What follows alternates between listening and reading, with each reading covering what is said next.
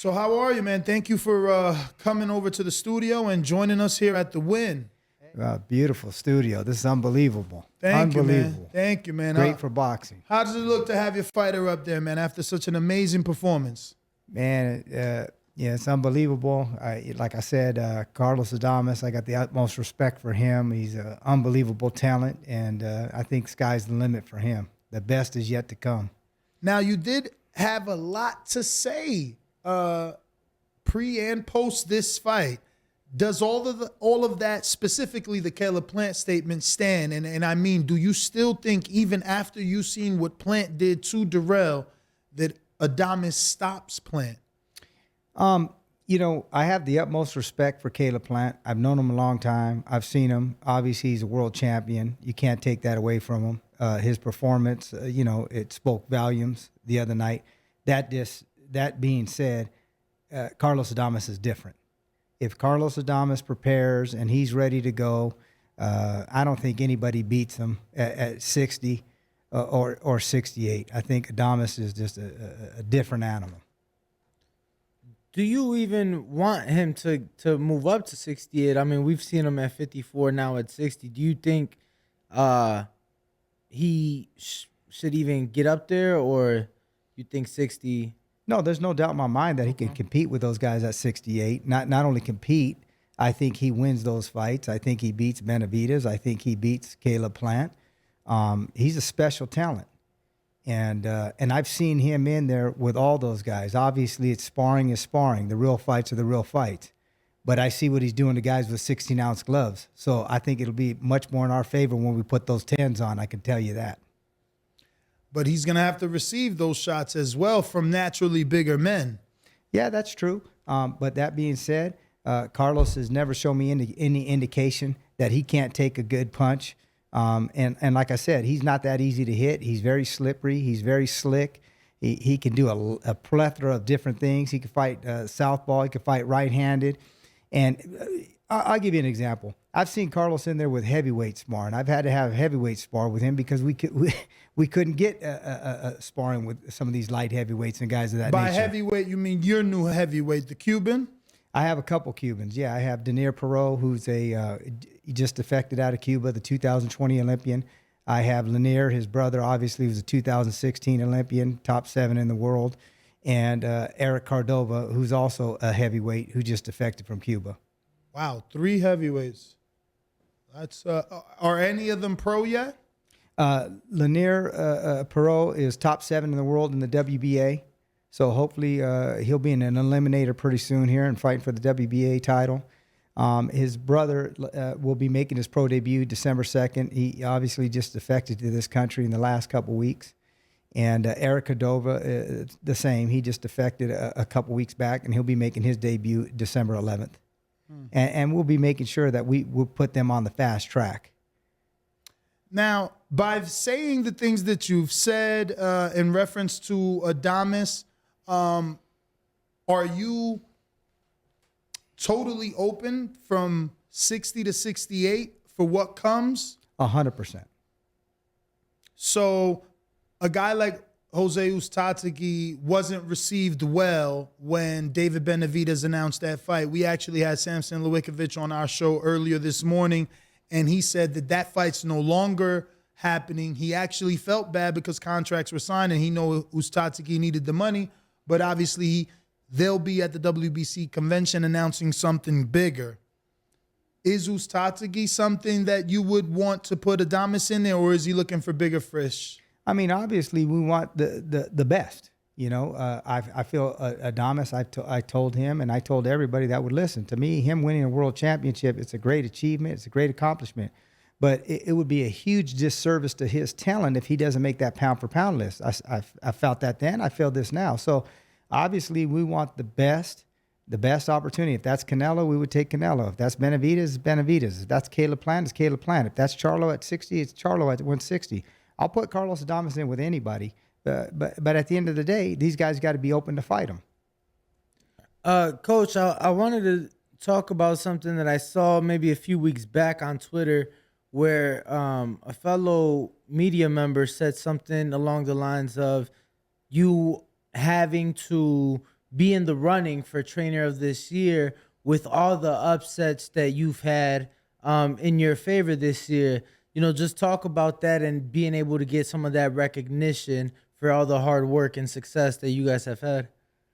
Well, I mean, obviously, I'm very appreciative to the fans and everybody to start recognizing some of the hard work. Like I've told people, I've been in the professional game for 31 years, 10 years in the amateurs. I've been 40 plus years.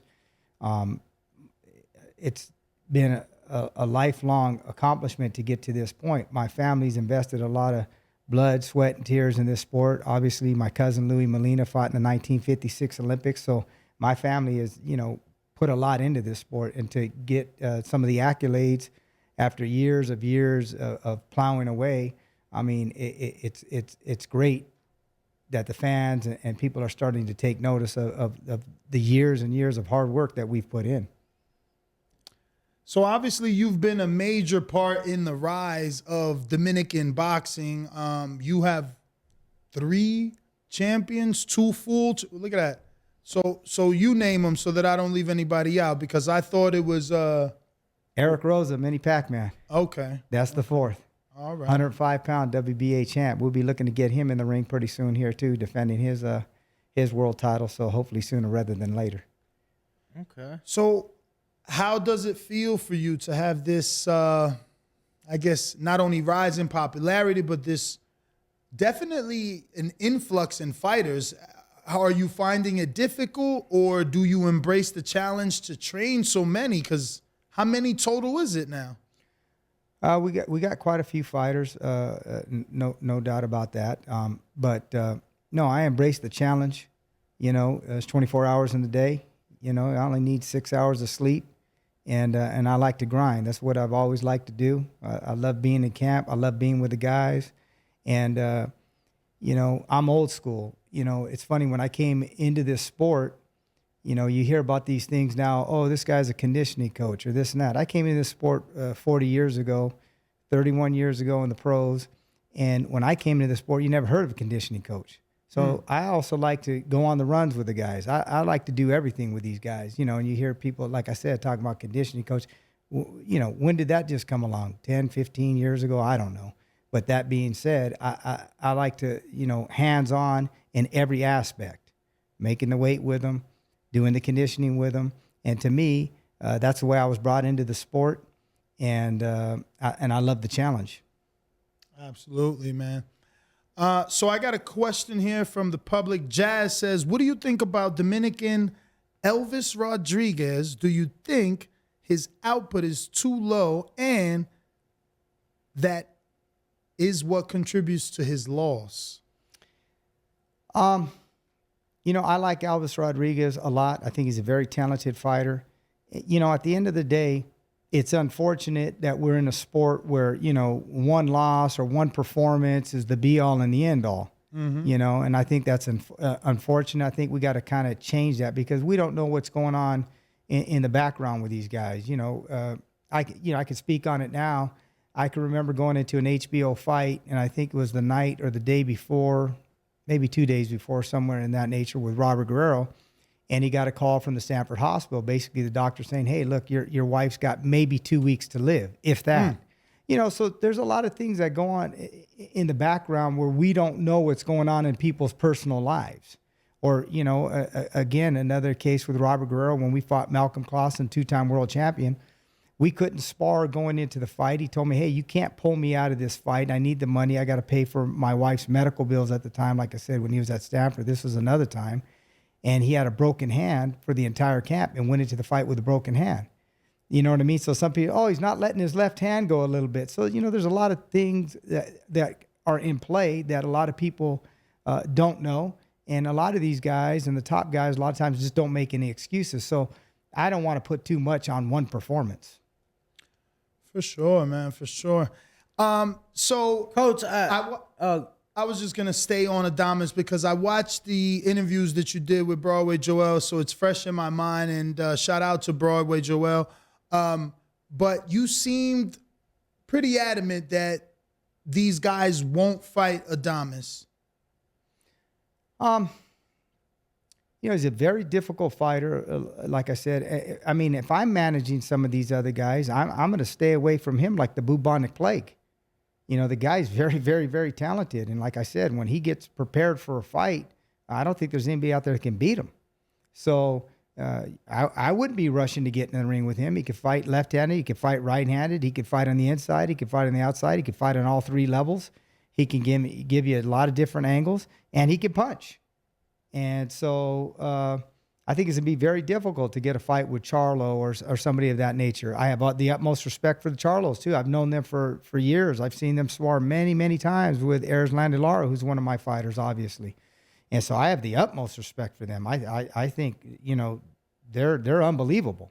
And proof is in the pudding. You guys not 32-0 for nothing. That said, Carlos Adames completely prepared. All things being equal, he's completely prepared. I feel confident that Carlos Adames would beat him. So are they going to be interested to get in the ring with him? I don't think so. Are you more than I'm just I'm leading up here. I'm leading up, baby. We just warming up. Are you more than just Adames' trainer, or are you just the trainer and is the business handled by others? Yeah, I'm just right now just focusing as his trainer, and Louis DeCubas Jr. and obviously Al Heyman. They're the ones that call the shots, and we just follow their lead like the Pied Piper. So, as far as you know, is anyone going to represent Carlos at the WBC convention next week? Him being the silver champion, or interim champion, and Charlo being the full champion, you guys can request for that fight to happen rather than ask Charlo to take it, force that fight to happen. Charlo hasn't had a mandatory. I mean, I like to call you the almanac. Do you remember? He ain't. Yeah, it's been a minute. Well, so if someone's there next week, we are present. Tickets bought. We're booked. We're going. Lewickovic is going to be there to present something, quote unquote, big for Benavidez. So that has to be approved. I'm just recommending maybe someone is there for Carlos to push the envelope. If you want this fight, again, the champion, until he's mandated a mandatory, he can pick voluntary. So he doesn't have to voluntarily pick Carlos Adames. Definitely Carlos will be there next week. I just spoke to him yesterday, so he'll be there. And obviously, again, that's a fight that he wants, that we want. Beautiful. And I don't know why it couldn't be made. It's in-house. I think it would be a great fight. Are you willing to do it in Houston? We can do it anywhere. We could do it in Houston. We could do it in his backyard. We could do it at Ronnie Shields' gym. Ronnie's a good friend of mine. I feel the utmost confidence in Carlos Adames being victorious against Charlo. Now, again, because you're not the manager or anything, the picking of Houston or location obviously doesn't fall to you, but do you think he would have an issue going to the hometown of Charlo? No. Carlos Adames is a very, very, very competent guy. I mean, I give you, a little background going into the Montiel fight. Unfortunately, at the time, he was here on a work visa. I mean, a tourist visa. And, you're taking a big gamble if you do that, because then they could keep you out of the country for 10 years, so on and so forth. So at the last second, we got red flags, so he had to get a work visa. In order to get a work visa, you got to leave the country. You apply for it. You got to be outside of the country to get the work visa. So we had to leave outside of the country. They told us it's going to be maybe 1 to 3 days. It ended up being 2 weeks. We were in Mexico City. Obviously, you're not eating the type of foods that you would be eating and preparing in camp. The travel's different. Getting to the gyms is different, the whole 9 yards. So did you already have a connection? Why Mexico City? Well, the reason we wanted to go to Mexico City was because you just have to be outside the country, and we felt it would be a direct flight and it'd be closer than having to fly to Florida, then to the Dominican. And so we could just do a one-stop shop and one flight there. That being said, they told us we were going to get it within 1 to 3 days. It didn't happen. Wednesday was going into the weigh-in. Friday, they said, okay, the visa's coming in. We can't leave the country. So, we're, okay, good, we got it. Now it doesn't come in again. His is the only visa that didn't come in. So now we're like, oh, my God. So now we're going into Thursday. And if it doesn't come in within an hour or two, fight's off. Wow. So now we're in a loading dock waiting for a visa, trying to make weight. We finally get the visa Thursday. Now there's no flights to get out to the fight. Finally, Sylvia Owens-Brown finds us a flight. We get on the last second flight. We come in the Friday night. We had to go through customs for like 3.5 hours. If you know LAX and customs it's insane. After a 5-hour flight, no sleep, have to make weight, and then still put on the performance that he did. So, like I said, Carlos Adames, he's a different animal. I mean, if you would have known what he had to go through to be prepared to get ready for that fight, I mean, it was insane. Most fighters, I would have pulled him out of the fight, but I know he's a different animal, and obviously he proved it that night. That's what I wanted to ask. So what was it that you saw even going through the adversity that you just knew it doesn't matter, he's got this in the bag? Yeah, just his determination. Also going into the fight, I think it might have been 7 weeks before the fight, he just lost his baby daughter. So he had to fly back to the Dominican for 2-3 days, bury her. So yeah, that's why, getting back to like the Alves Rodriguez things, obviously Carlos was able to compartmentalize and get the victory done, but everybody's different. Some people can't compartmentalize. So with Rodriguez, we don't know what he's going through. Like going into the fight, nobody knew that we had the visa problems. Nobody knew that we were an hour away from the fight being canceled. Nobody knew that he had just lost his daughter, 7 weeks previous, to the fight. So those are a lot of things that go on that people just don't factor in. And unfortunately, if you play basketball, baseball, or even football, hey, next week there's another game. Baseball, tomorrow there's another game.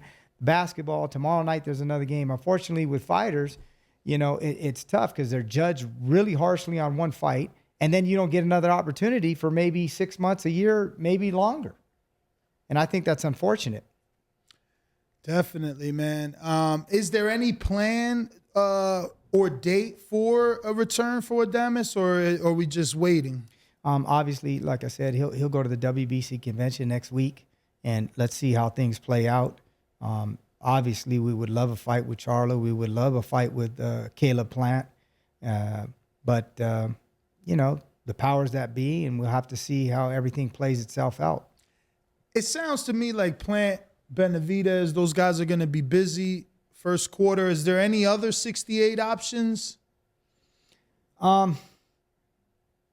Obviously, we can't do David Morrell because I'm involved with him too. So, but Fights this weekend. Yeah, we got him going this weekend, and so he's in a real tough fight, and hopefully he's victorious in that, and then maybe we can do the fight with Benavidez. Now, he's been down there in Houston with Ronnie, but I know your son's obviously down there as well.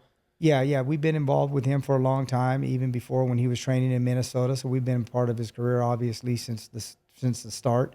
But so obviously that's one fight I wouldn't do is Morrell and Adames because we have both fighters. But outside of that, like I said, I'd put Adames in with anybody at 60 or 68. Now, Coach, let's talk about the year. 4 world champions, correct? Mm-hmm. You've had thus far this year, and being honest, a lot of guys we didn't see being in that position. You guys kept shocking the world time after time after time. What moment this year has been the most memorable? Obviously, it was Hector Garcia beating Chris Colbert because what he accomplished to me, obviously the betting lines, most betting lines had it at 22, 24 to 1 underdog. Some betting lines obviously Did you had bet? No, I never bet on my fighters. He wanted to bet, by the way, and I said, no, we don't do that. But that being said, Caesars had him a 50 to 1 underdog. Oh my God. And then you take into consideration, Why you ain't let that man put $100 on himself? Goes, damn, 50 to 1? Yeah, that's what it was at Caesars. What's interesting about it is when you look at Ruiz versus Joshua, obviously the names and it's heavyweight, and That was 16 to 1. that's what I'm saying. So you take in terms of the last 30 years, how many guys have been? No, over Buster 20 Douglas something? was like what, 32 or 41? 40 42? 44. Wow. So he was a 50 to 1 at the high end. And you could see why. Colbert's only lost 4 rounds in his entire career. We had 19 days to prepare for the fight. And to me, what he accomplished and what we did to stay focused in that limited time, the weight that we had to lose. Walk us through those 19 days. So not just what he had to go through, how much did he have to lose? Oh, we had to lose quite a bit. I don't want to say how much, but because he was only here to watch a fight and end up getting a fight. Well, you know what's funny is, so he comes here obviously because I have Mario Barrios, so he comes here to watch Barrios versus Thurman. Mm-hmm. And I'm thinking, oh, poor kid, he's going to be here so long, you know, and he's staying with me. And I says, man, why don't we go out to eat, you know? And so we go out and we have an In-N-Out burger. And he goes, man, this isn't like you, coach. You know what I mean? But in my head, I'm thinking, oh my God, you know, he might be here a long time before we can get a fight. So I'm thinking, yeah. And then we're getting, go to Smoothie King. And he's, oh, this is fantastic. And then we got the call. And Louis DeCubas Jr. calls me up and he says, hey, Bob, can Hector be prepared to fight? And I says, okay, when? He says, like 20 days. And I'm like, oh, okay, against who? Chris Colbert. I said, Chris Colbert, 20 days? I says, wow, let me talk to Hector. And we had a long conversation. And we both looked at each other and said, you know what? Opportunities are far and few between in this sport. And he's been plugging away for a long time. And we said, you know what, man? Feast or famine. High risk, high reward. Let's go for it. Yeah. And that was really the turning point, you know? And I think that was the turning point for guys like Puello and even Adames, for people to realize, hey, these Dominican fighters have given the opportunity and prepared. They're as good as anybody. And right now, if you think about it, there's more world champions in the Dominican than there is in Cuba, Puerto Rico, and the Philippines combined. I think that's the first time in history.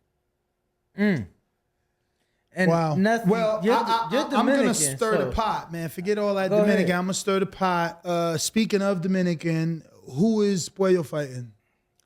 Again. No. You know you heard something because we definitely heard something. So I'm giving you the floor. I'm giving you the floor to say it first. I was told that, you know, offers were being sent out and that an offer was signed and Puello turned it down. For I December, thought he had the fight. For December 17th pay-per-view undercard. Well, that was a deep breath right there, Santos. Because I could tell you this. I know Puello very, very well. You don't fight the Russian that we just fought.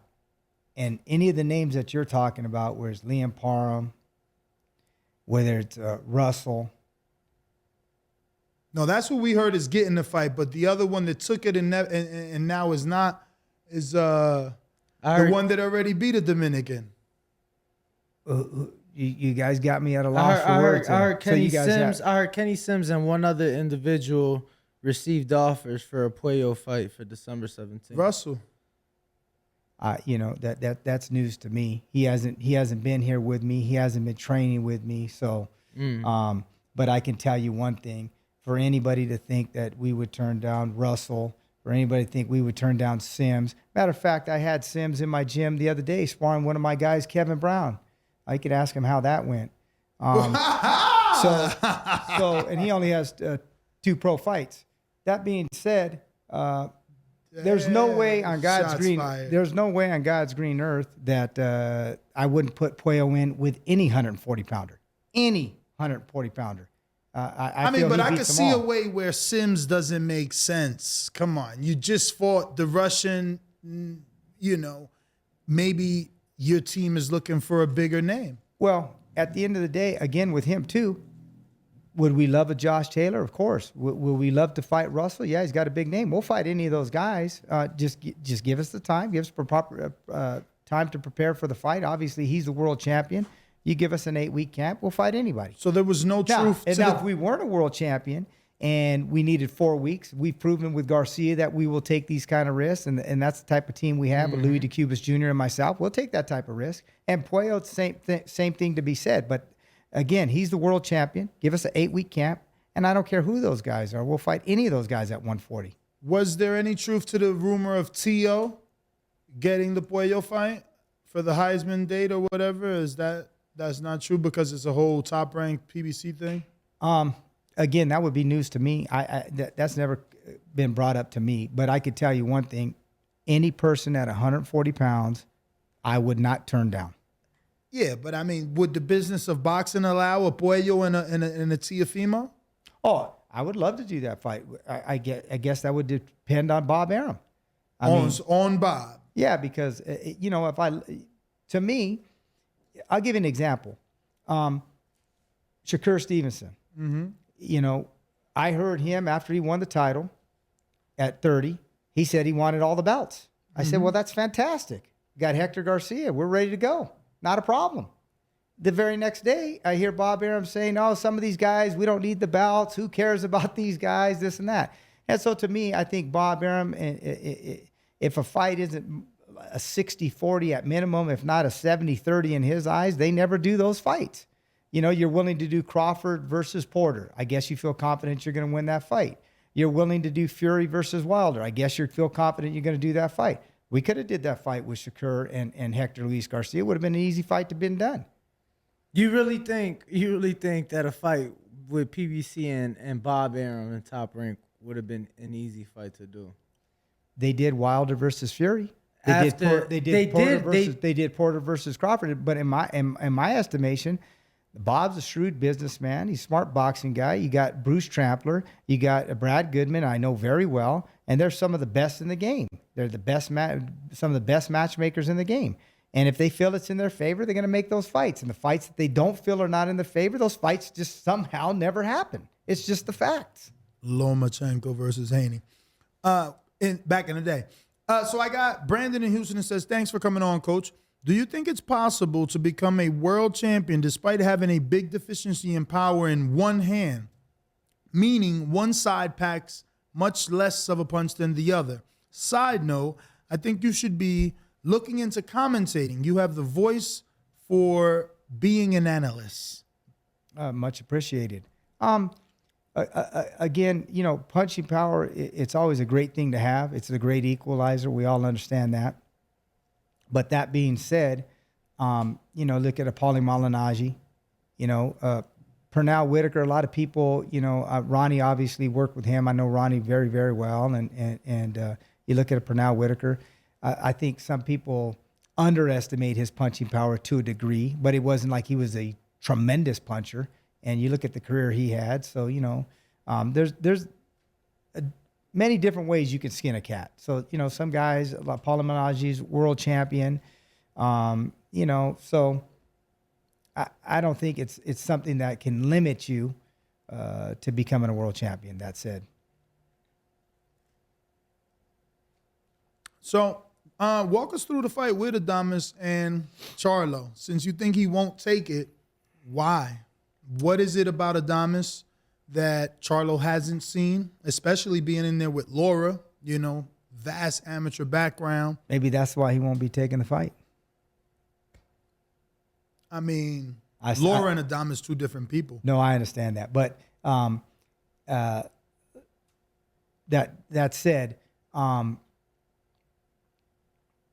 sparrings that I seen, again, I have the utmost respect for Charlo, but at that point in time, obviously Laura was the much better fighter, and to say anything else, would be a lie. Have they improved since that time? Sure, and obviously Laura's gotten older, but prime for prime, I just think Laura was the better fighter. I seen it in the ring every day in a lot of sparring sessions. Again, when you get the little gloves on, it's a different thing. One punch can change something.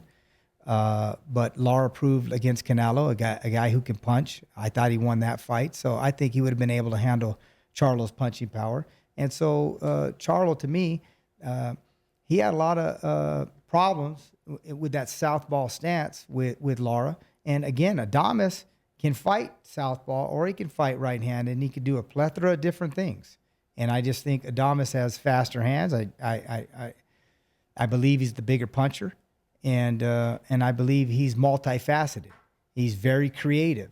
I think Charlo, as good as they are, as strong as they are, and very fundamentally, basically sound, I just don't think he's as creative and can do as many things as Adames can do. So just to be clear, as far as you know, has there ever been an offer sent to Charlo to face Adames? Not to my knowledge. Obviously we just won this fight with Montiel, and it's only been a couple weeks. The WBC convention will be coming up next week. But before this fight, sure there wasn't anything? Not to my knowledge, no. Because I'm pretty sure Adames told me and Danny that he's fighting Montiel because Charlo didn't want to fight. Oh, in terms of, for the title, yeah, we had to fight him. Now, as far as a contract being sent over to him, I don't know about that. As far as calling him out, we called out Jaime Munguia, we called out Charlo, but as far as a direct contract being sent to him, I don't know that to my knowledge. Coach, you brought him up. I just got to ask real quick, what you think of the guys Jaime Munguia been fighting? Because they just announced his next opponent, and Jaime turned off his comments on Instagram. Like, this opponent's so bad that you don't want to hear the backlash from the people. Well, I'm disappointed in a couple aspects. One, I'm disappointed with Munguia and them because, we wanted that fight. We called him out. When we were getting ready for the Devinchenko fight, obviously, it was an eliminator. Mm-hmm. And in that eliminator, Munguia was the mandatory. And so at that point in time, a lot of people were favoring Devinchenko to beat Adames based on, the Texera fight, how he's looked in the past, whatever those problems may be. So it was a foregone conclusion he was going to win that fight, and then they were ready to fight Devinchenko. Yep. We won the fight. Fight was right there to be made as eliminator, and the next thing you know, the fight's not happening. So I think Oscar, has a little bit of a history of this too. I don't know, maybe it's smart business practice, but you talk about Tank and Ryan Garcia. They're back and forth. This fight's going to happen, this and that. And then, I don't know. Munguia, he's going to fight, Devinchenko. He loses. Now he can fight Charlo. Fight Adames. And it doesn't happen because therefore, Adames doesn't want to fight him. I don't know what to say. To me, it's almost like, playing with the fans and we're going to do this and we're going to do that. And at the end of the day, you're finding some way to find a divide so the fight doesn't go through. That's what I kind of see. Absolutely, man. It's quite unfortunate, like you said, because the fans, you build us up, you let us down. You build us up, you let us down. I got another one coming in from Victor Vanuelos. He says, "What's up, Coach? In your opinion, do you need to start taking pay cuts?" No, excuse me. In your opinion, do fighters need to start taking pay cuts? I think that the main reason the sport isn't getting the big fight it deserves.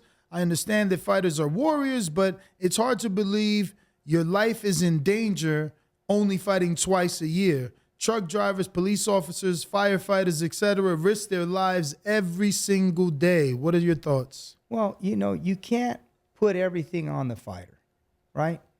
Because they have a team. And fighters are warriors.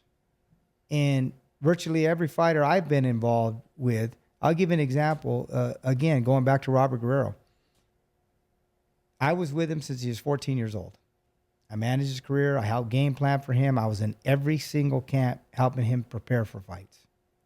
Not that CrossFit camp. No. I didn't like that. I didn't like that. But I was still in the camp for the sparring and so on and so forth. You know how that goes. But that being said, with him, I never heard him one time ask me what he was going to make for a fight.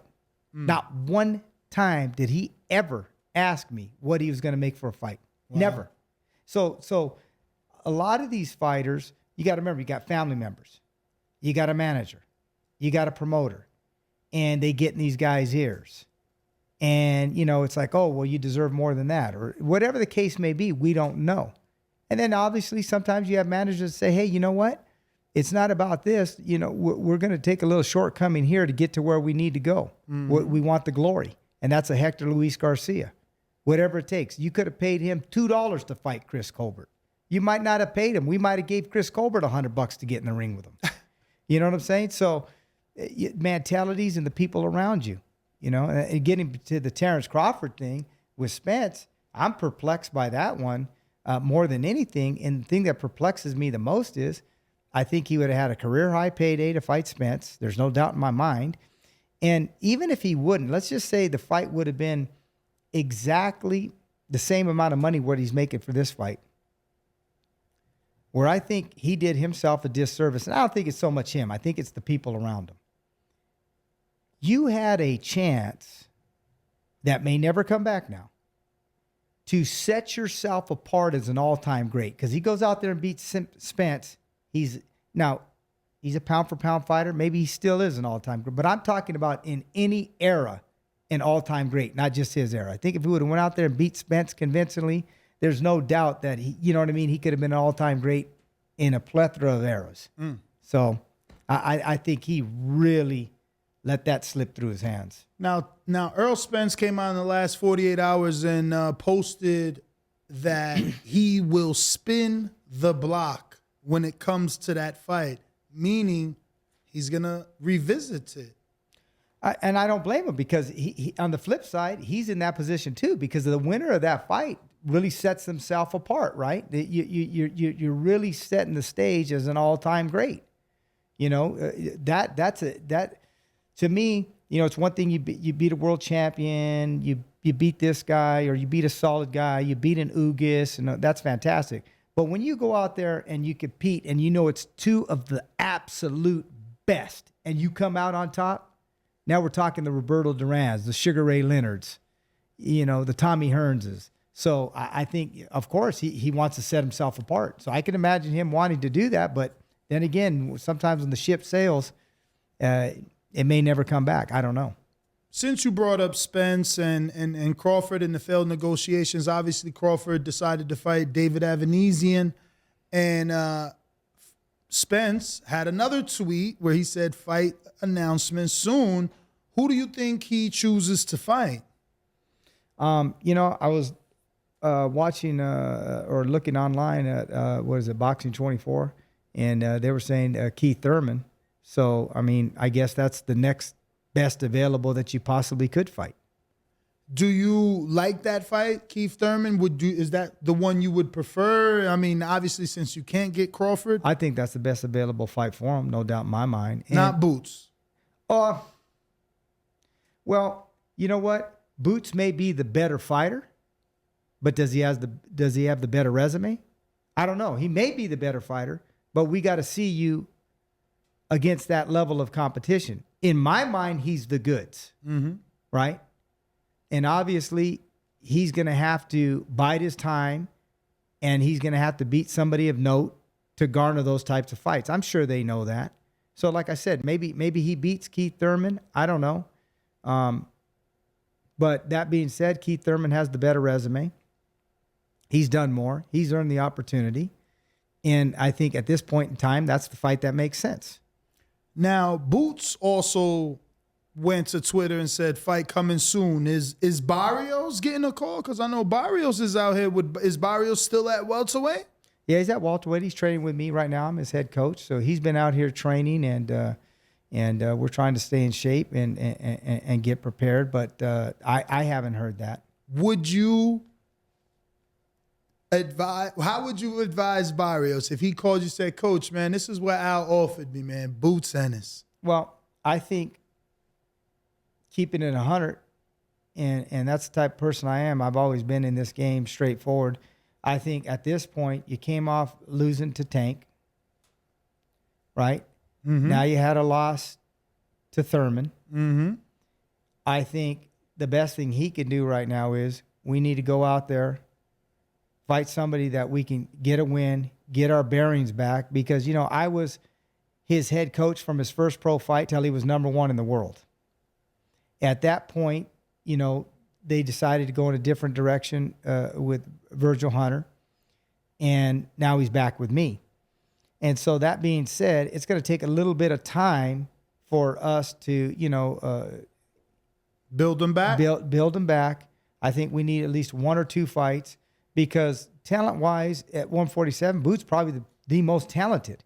He may be the best.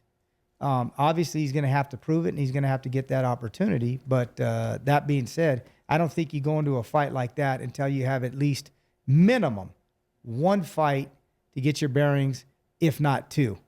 because that's a very, very difficult fight for anybody. For sure. And listen, I'm not trying to put pressure, just trying to get a short list. Know who's available, who's an option, and who's not. Like we spoke to Ibn Kaysen, who is the trainer of Cody Crowley. He's gotten no call. We spoke to the trainer of Rashidi Ellis. They've gotten no call. And it just seems like a lot of guys in the welterweight division obviously were being held up by the Spence Crawford fight, because everybody wanted to see what's going to happen, because if it doesn't happen now, you know, if you're a PBC guy ranked pretty high, you trying to get the Earl fight now. It's there for you. Everyone shifted from Earl fighting Crawford to now, I can be that possible Earl Spence opponent. But when you're talking about Barrios in his next welterweight fight, what sort of opponent are you looking at to get that win? Rashidi Ellis fought someone by the name of Jose Mafudo. Do you remember that fight? It was ended in 1 round. It was a scheduled 8 round. He got him down about 2 times. Or is the name you're looking for more like a Josecito Lopez level of name, former world champion, someone like that? What is the comeback fight for Barrios that you're thinking of? You know, for me, my job is to prepare him for whoever they put in front of us, right? As a boxing guy, just looking at, like I said, I think it would be good to get a good fight, get his feet wet, so on and so forth. At the end of the day, Louis DeCubas Jr., Al Heyman, you know, they're the ones guiding the ship. They'll be the ones that make that decision. I don't know. They may come to me and say, hey, this is what it is. It's boots in us. I mean, but then it's your job to say, guys, I don't think that he's ready. Well, at the end of the day, if they're managing him, they're guiding him, and they're making that decision, and he comes to me and he says, this is the fight that I want, I can advise against thing. Hey, I think this is the better way to go. But if that's what they so choose to do, right, then, hey, guess what? I got to prepare him. That's my job, is to prepare him the best I can to win fights. Same thing like you said with Robert Guerrero. I had advised him, I don't think CrossFit is probably a good road for you to go down. We've won 6 world championships not doing it. Mm-hmm. You're one of the few people that have won a featherweight championship. I think Manny Pacquiao, Henry Armstrong, and Robert Guerrero are the only guys to win a featherweight championship and a welterweight championship. So I says, hey, we've been pretty successful without this, but when some of these guys are dead set on what they're going to do and you ain't changing their mind, it is what it is. That check must have been pretty nice, Coach. What's that? I said the check must have been pretty nice, right? Well, I mean, at the end of the day, you ain't going to change somebody from doing what they want to do. You know what I mean? And so it's like, okay, if that's what you feel you need to be prepared, they're going to do their aspect, and we're going to work with you in the gym and game plan the best that we can with what we have. So what's next for Garcia now? You know, we're not sure. We're just waiting on the phone. Whatever Louis and Al determine. You know, like I said, I wanted that Shakur fight. Obviously, now he didn't make weight. That's he all says he's going to now. yeah. So that you know, who knows? You know, so we're just waiting by the phone. It looks like Oscar Valdez and Emmanuel Navarrete will be fighting for that. For at least one of those vacant titles that Shakur just left behind. Since you think that the relationship is open with Bob into doing business, do you think, or would you be interested in the winner of that fight, Valdez or Navarrete? Of course, we'd be willing to fight any of those guys. Dominican versus Mexican. Yeah, we'd be willing to fight any one of those guys. That's like me and you, champ. And that said, obviously, I'd be rolling hard with Hector Luis Garcia.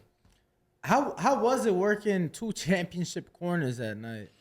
You know, it was difficult in this, not just the night of the fight. I think a lot of people don't understand to prepare 2 guys on the same day in world championship fights, and again, you want to leave no stone unturned, is very difficult, because you had to be on point with both guys, and then you have to make weight. And again, I'm old school, so I like to be involved in every aspect. When I came into this sport, you didn't know a coach is everything. He takes the guy running, he does the conditioning, he makes the weight with the guy.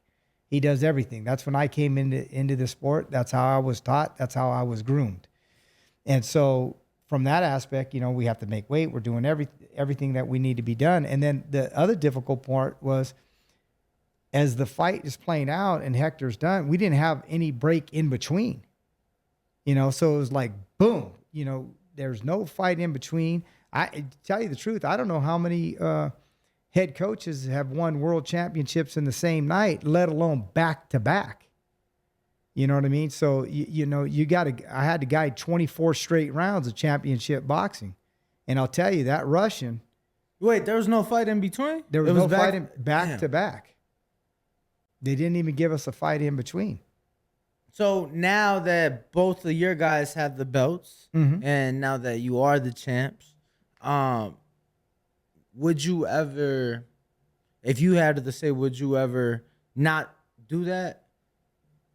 Well, or would you space? Because I feel like you can't really space them out now. They're both world champions, so it's not like you could put one guy deep on the undercard because he's a world champion, right? So you're gonna have to go back to back if they do it again. Well, I mean, you could obviously fight on different dates. You know, they don't have to fight on the same date. But that being said, I mean, you know, in a perfect world, that was the opportunity that was presented to us. And obviously we couldn't turn that down. And that's why I'm saying about like Alberto Puello and about Hector. When we talk about these different names and, I heard Puello turn this down. No. I mean, I know these guys. No. It's very difficult. Think about it. Your head coach is not with you in the locker room, and you know going into that fight, hey, maybe you guys need to put, no. I'm going to win this fight. That's fine. Let Bob take care of Hector, and then we'll go from there. So who was tending to Puello while you were with Garcia in the corner? So when I was with Garcia, we were all in the locker room together.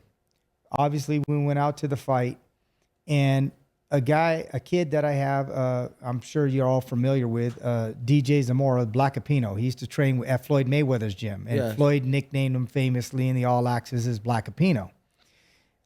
He's 10-0 now, 9 knockouts. He'll be on that fight card November 5th, and he's one of my fighters too. So his father helps me in the gym all the time. So I told him, stay back with him and just kind of warm him up, keep him warm, so on and so forth. And then we took care of business from there. Okay. Let me see if we got anything else from the people. I'm going to give a refresh here. So after November 5th, what else do you have scheduled for your fighters, Coach? For any of them? I have Daniel Perot is going to be fighting, making his heavyweight debut, the 2020 Olympian. He was a Pan Am gold medal winner. Where's that debut? It'll be in Wyoming. He'll be making his debut in Wyoming, on a small card out there in Wyoming. He just defected from Cuba and let him get his feet wet and so on and so forth. And then I have Eric Cordova going December 11th, and that'll be at the WBA convention in Orlando. Okay. So we hope to be there. Oh, great. You got to have Nest there, man. If you ain't there, it ain't going to be rocking. Yeah, I hope to be there. Yeah, because I have a house in Florida, so we were talking about that one being right there in Orlando. It's only a 2.5 or 45-minute drive, 2 hours and 45 minutes. Yeah, not that bad, though. To make it every day, though? I mean, we could stay the week. Okay, yeah. Yeah, we could stay the week. It all depends. I've never been to a WBA, so I want to go. I've been to WBC. Those are fun. I'm shocked you're not going to be there. The WBA, I'll have to be there because I have Cordova fighting. The WBC, I'm not sure yet. Maybe I might make the last second trip out there. If Carlo's gonna be there, I think you should be there, man. Yeah, we got to get out there. A lot of people come just for that one day of meetings, like where all the fights are ordered and stuff, and that's Wednesday. Because that's the fight that you get to. That's a week. That's a week from tomorrow. I keep saying Virgil Ortiz needs to show up Wednesday and say, Mauricio, what the fuck are you doing? Like, he fought Barrios. I've fought 3 welterweights in a row. Like, I deserve to be mandatory, not Keith. But Keith was placed in some sort of status like Vitaly Klitschko. They actually sent me Mauricio's quote. I don't know if you seen that. When everything happened, he was placed in some sort of emeritus status like Vitaly Klitschko, and he is owed a direct shot at the champion. So Well, regardless, I don't know, because it was so long ago. So I just don't. It was almost 3 years ago. I don't know how that works.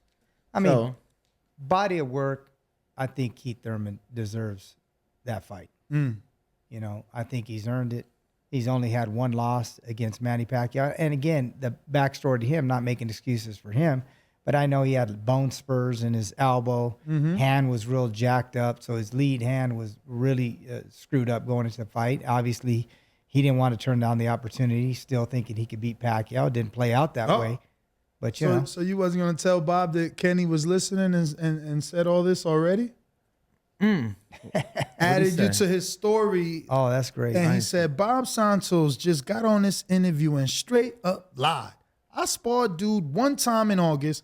I beat the shit out of that boy from round 1 to 8. I also sparred Puello multiple times. Asked him how that went, though.